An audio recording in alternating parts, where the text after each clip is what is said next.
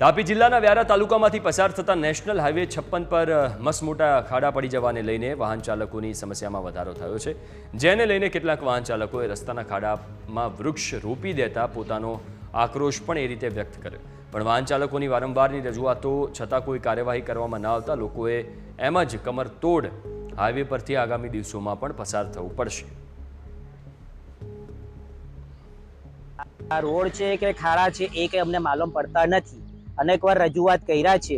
વ્યારાથી કપૂરા વચ્ચે એક બી વાર કાર્પેટ કે કંઈ સમારકામ થયું નથી। કપૂરાથી બેડચીર સાઈડ 5 થી 7 વાર રોડ બની ગયો છે, કાર્પેટ થઈ ગયો છે। તો સરકારશ્રી કે ધારાસભ્ય કે સાંસદશ્રીને એટલું મારે અપીલ છે કે તમે જરાક આ જો, તમે ધારાસભ્ય બી અહીંથી આવે છે, ડોલવણથી વ્યારા આવે છે, તો એમને બી મારે કહેવું છે કે તમે આ જો તો ખ્યાલ આવે રોડ કેવો છે, રોડ છે કે પછી ખાડા છે। સમસ્યા રોડની છે, વર્ષો વર્ષ ખાડા આને આ પડે છે।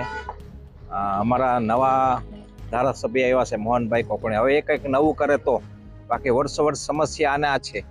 કયો રસ્તો કહેવાય? આ નેશનલ હાઈવે નંબર 56 માંગણી છે કે આ કાયમી ઉકેલ આવે રસ્તાનો। આ રસ્તો બહુ જ બિસ્માર છે, બહુ ખરાબ હાલતમાં છે અને એને લીધે અમારા કેટલા એક્સિડન્ટ અહીંયા આગળ અમે જોયેલા છે અને થયેલા છે ને બાઇકવાળા બહુ બિચારા હેરાન થાય છે। સામાન્ય માણસો એ ખાડા બચાવવા માટે 4 વ્હીલમાં સામે આવી જાય છે ને એક્સિડન્ટો થાય છે ઘણા।